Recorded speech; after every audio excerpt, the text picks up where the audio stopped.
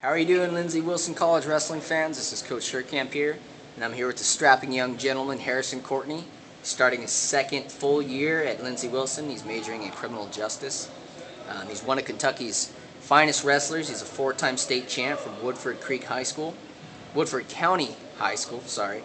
And we're here to do a little Q&A with him, and he's going to answer some questions that he's been dying to answer all day. You know, Harrison, many guys on the team consider you a city dweller. Is this true, or would you consider yourself an outdoorsman? I would consider myself an avid outdoorsman. I enjoy hunting and fishing. I don't know where you got that information. Interesting. I think you should take your coach up upon that because he's been dying to go hunting all year, which you haven't taken him yet. But we'll get into that later. Did you set your main goal to be a four-time state champ early on, or was this something that, you set a series of small goals and they led you to achieve such a great accomplishment? I would say a little bit of both, actually. You know, anybody who's a competitor, they always set out to be the best at what they're doing.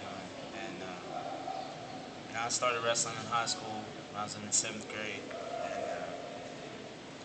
In my mind, I wanted to be a 6-time state champ. I thought it was possible. I came up a little short my 7th and 8th grade years. But I remember after my semifinals loss my 8th grade year, I remember talking with my dad, and I promised him that I would never lose another match at the state tournament. That I would be a 4th-time state champ from that point on. Now it was really at that point where I started to realize that you had to set small goals for as a foundation for your big goal, your main outcome. I knew I wanted to be the best. And I knew that I wanted to be a 4-time state champ, but I knew that I couldn't get there without setting smaller goals in order to achieve that purpose. So my dad would bring me to the high school at 6 a.m. before school started for workouts. I would stay after with Coach Carr. Many of you probably know the Carr family. Basically, I was fortunate enough to be surrounded with good mentors that taught me how to set my goals, and they were willing to work with me in order to achieve all those goals. And that's great to hear that you have your father is a huge influence, Coach Carr. Was that something that helped motivate you to win another state title after the next year? Striving towards you won 3 state titles now. Was that something that you just absolutely wanted, that 4th title, that those influences helped you strive towards? Oh, absolutely. Coach Carr and my dad both, they were firm believers in, instilling in me the fact to never be satisfied. Both of them preached that to me, that you should never be satisfied with where you're at, because you can always go further, you can always go higher. After I won my 1st state title, I could have easily been satisfied there, but a lot of people do end up getting caught in that mindset. But I was fortunate to have the people around me to keep me from being satisfied. To help me to realize that there's always something I can do to better myself, conditioning-wise,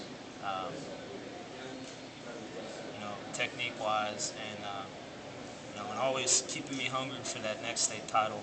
And I feel like that was a big edge that I had over a lot of competitors. Is the people I had in my corner cheering for me, and I can't thank them enough for keeping me motivated and helping me out along the way.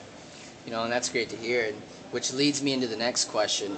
On Facebook, people were able to ask questions, and I was able to take a look at them. And Brent, your father, which had a huge influence, and with everything that you just explained, asks on Facebook, "What are you doing each day to get better?" Now you're on the spot here. If your dad's listening. Yeah. Well, Dad, I know each day in practice, I'm I'm really just trying to push myself to the point where I'm just physically exhausted. Where I'm just trying to not only better myself physically but mentally. You know, um, I'm trying to break myself down in the room to the point where I have no other choice but to build myself up mentally. Because I know when you're out there on that match, there's nobody when you're in a tough pinch that can help you but yourself. And so, I think Coach Ruff actually put a sign up in here that says, "What did you do today to be a national champ? Is it enough?" And I see that every day after practice, and I take a little time to reflect on that. And I'm not going to say I'm satisfied with where I'm at right now, work ethic wise, but I would definitely say right now I'm just pushing myself harder than I ever have, and hopefully I can make you proud. Well, hey, that's good to hear. And Brent, I know you're listening right now. Uh, Harrison is doing a great job. He comes in here every day and he's working his tail off. So you should be proud of your boy. And you viewers out there, it's really good to listen to someone so successful who explained, how to properly goal set. So any high schoolers out there that are taking a look at this video, take note on, what Harrison has been saying. Do your goal setting properly.